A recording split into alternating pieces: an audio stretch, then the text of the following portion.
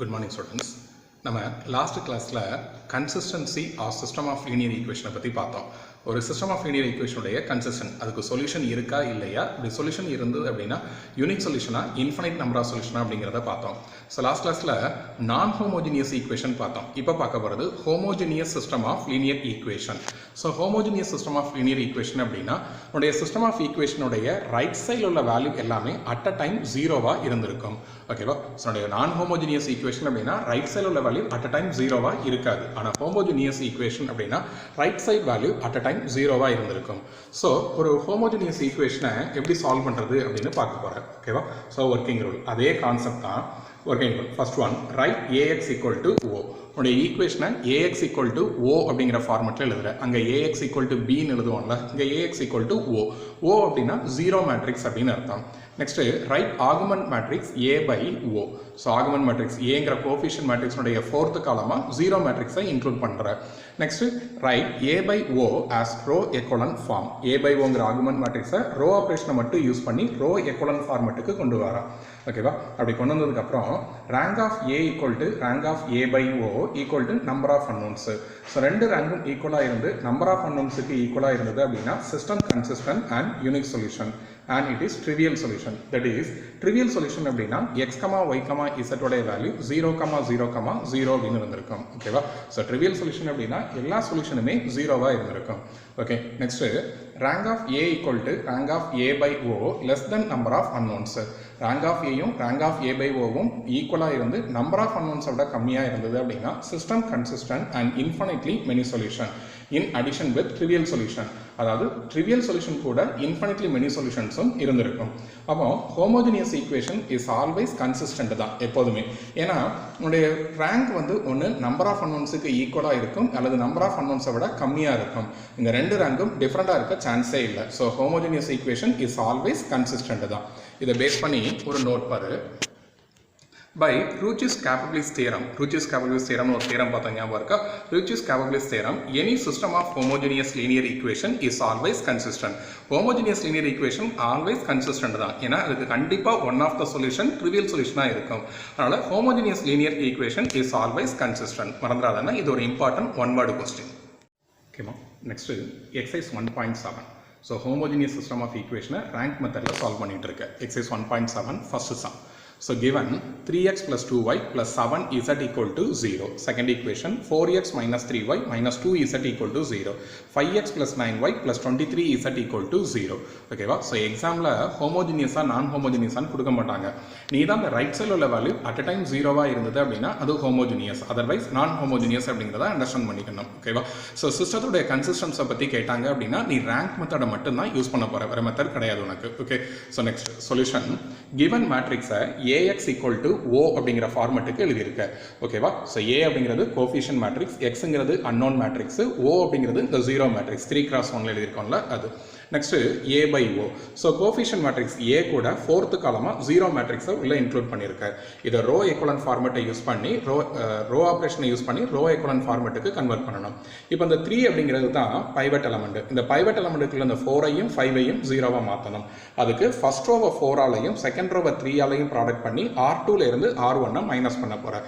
அதே மாதிரி 5ஐ ஜீரோவாக மாற்றுறதுக்கு ஃபர்ஸ்ட் ரோவை 5ஆலையும் தேர்ட் ரோவை 3ஆலையும் ப்ராடக்ட் பண்ணி தேர்ட் ரோல இருந்து ஃபர்ஸ்ட் ரோவை மைனஸ் பண்ண போகிறேன். ஸோ அதுக்கான operation R3 goes to 3R2 minus 4R1. R3 goes to 3R3 minus 5R1. ஓகேவா? ஸோ அதை யூஸ் பண்ணி இந்த மேட்ரிக்ஸை கொண்டு வந்திருக்கேன். நெக்ஸ்ட் செகண்ட் ரோல உள்ள பைவட் எலமெண்ட் வந்து -17. அதுக்கு பிலோவில் உள்ள இந்த 17 ஜீரோவாக மாற்றணும். அப்போ இந்த R3யும் R2வையும் ஆட் பண்ணால் மட்டும் தான் ஜீரோவாக மாறும். ஸோ அப்போ R3 goes to R3 plus R2. So அப்போ தேர்ட் ரோவையும் செகண்ட் ரோவையும் ஆட் பண்ணி தேர்ட் ரோவை ஃபில் பண்ணியிருக்கான். இப்போ தேர்ட் ரோ ஃபுல்லாக என்னவாயிருச்சு? ஜீரோவாயிருச்சு. ஓகேவா? ஸோ இது ஒரு ரோ எக்கோலன் ஃபார்மெட்டில் இருக்குதுமா. ஜீரோ ரோ இருந்தால் நான் ஜீரோ ரோவுக்கு கீழே இருக்குது. ஒவ்வொரு பைவட் எலமெண்ட்டுக்கு கீழேயும் ஜீரோ இருக்குது. ஒவ்வொரு பைவட் எலமெண்ட்டும் அடுத்த ரோல உள்ள பைவட் எலமெண்டோடைய லெஃப்ட் சைடில் தான் இருக்குது. ஓகேவா? ஸோ இது வந்து row echelon form. So, which is in row equivalent form. Our rank of A by O equal to rank of A equal to 2 less than number of unknowns. ஓகேவா? ரெண்டு ரேங்க்குமே ஈக்குவலாக இருந்து நம்பர் ஆஃப் அன்னோன்ஸை விட கம்மியாக இருக்குது. அப்போ system consistent and infinitely many solution. ஓகேவா? அந்த கடைசி ஸ்டெப்பில் உள்ள ரோ எக்குவலன்ட் ஃபார்ம் இருக்குல்ல, ஓகேவா? கடைசி ஸ்டெப்பில் உள்ள இந்த ரோ எக்கலன் ஃபார்மேட்டில் இருந்து திரும்பவும் ஈக்குவேஷன் ஃபார்ம் பண்ண போகிறேன். 3x + 2y + 7z = 0. Next -17y - 34z = 0. So rho echelon ஃபார்மேட்டில் இருந்து ரெண்டு ஈக்குவேஷன் ஃபார்ம் பண்ண ஓகேவா இந்த இருக்கா. So 3x + 2y + 7z = 0. Second equation -17y - 34z = 0. இந்த ஈக்குவேஷன் நம்ம கொஞ்சம் ரெடியூஸ் பண்ணிக்கலாம். -17ஆல் டிவைட் பண்ணுறேன். டிவைட் பண்ண அவசியம் இல்லை, உனக்கு தெரிஞ்சால் டிவைட் பண்ணி விட்டுரு. அப்போ y + 2z = 0. அப்போ 1 2 அப்படின்னு ரெண்டு ஈக்குவேஷன் எடுத்துருக்கேன். இங்கே ரேங்க் வந்து 2ஆக இருக்குதுமா. அப்போ இது வந்து 1 பாராமீட்டர் ஃபேமிலியாக இருந்திருக்கும். அப்போ புட் z = k. ஏதோ ஒரு அன்னோனுக்கு நீ k அப்படின்னு ஒரு வேல்யூவை சூஸ் பண்ணுற. ஸோ இந்த z = kவை செகண்ட் ஈக்குவேஷனில் ரீப்ளேஸ் பண்ணுற. அப்போ y + 2k = 0. இந்த +2k அங்கே போச்சு அப்படின்னா -2kவாக மாறிடும். அப்போ y-யோட வேல்யூ -2k. இந்த y வேல்யூவை ஈக்குவேஷன் 1ல் ரீப்ளேஸ் பண்ணு. அப்போ 3x + 2 × -2k y-யோட value +7k = 0. 2 × -2k அப்படின்னா -4k. -4k + 7k அப்படின்னா +3k. இந்த +3k ரைட் சைடில் போச்சுன்னா -3k. அப்போ 3x = -3k. So x = -k. அப்போ therefore x, y, z = -k, -2k, k. k belongs to R. infinitely many solution அப்படிங்கிறதுனால கண்டிப்பாக k belongs to R போட்டு காட்டணும். ஓகேவா, மறந்துடாத. Next second sum. Given 2x + 3y - z = 0. x - y - 2z = 0. 3x + y + 3z = 0. So given ஈக்குவேஷனை rank மெத்தடில் solve பண்ண போகிறேன். இது ஒரு ஹோமோஜினியஸ் ஈக்குவேஷன். அப்போ ax = o அப்படிங்கிற ஃபார்மெட்டுக்கு மாற்றி எழுதியிருக்கோம். ஓகேவா. நெக்ஸ்ட்டு a/o அப்படிங்கிற ஃபார்மெட்டில் எழுதியிருக்க. இப்போ ஃபஸ்ட் பிளேஸில் 1 வரணும் அப்படிங்கிறதுனால r1 goes to r2, r2 goes to r1 ரெண்டு ரோவை இன்டர்சேஞ்ச் பண்ணியிருக்கோம். இப்போ இது பைவட் எலமெண்ட். இதுக்கு பிலோவில் இந்த ரெண்டு எலமெண்ட்டையும் 0வாக மாற்றணும். அதுக்கான operation r2 goes to r2 - 2r1, r3 goes to r3 - 3r1. So மாற்றியாச்சு. அடுத்து செகண்ட் ரோவில் 5 அப்படிங்கிறது தான் பைவட் எலமெண்ட். இதுக்கு பிலோவில் இந்த 4-ஐ 0வாக மாற்றணும். அப்போ தேர்ட் ரோவை 5ஆலையும் செகண்ட் ரோவை 4ஆலையும் மல்டிப்ளை பண்ணி r3லேருந்து r2-வை மைனஸ் பண்ணுறேன். அப்போ r3 goes to 5r3 - 4r2. So reduce பண்ணி கொண்டு வந்திருக்கோம். ஓகேவா. ஸோ இது வந்து ஒரு ரோ எக்கலன் ஃபார்மெட்டில் இருக்குது, which is an row echelon form. இப்போ rank of a/o = rank of a. இப்போ number of non zero row எத்தனை இருக்குதுன்னு பாருங்கள். 1 2 3. அப்போ ரேங்க் ஆஃப் a/oவும் 3 தான். ரேங்க் ஆஃப் ஏயும் என்னது தான் 3 தான். So rank of a/o = rank of a = 3 = number of unknowns. So system consistent trivial solution. Trivial solution என்னது?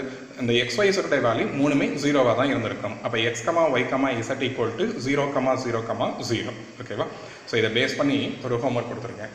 ஹோம்ஒர்க் எக்ஸாம்பிள் 1.35, 1.36, 1.37 இந்த ரெண்டு சம்மை பேஸ் பண்ணி ஒர்க் அவுட் பண்ணிவிட்டு ஃபோட்டோ எடுத்து அனுப்பு. ஓகேவா. தேங்க்யூ.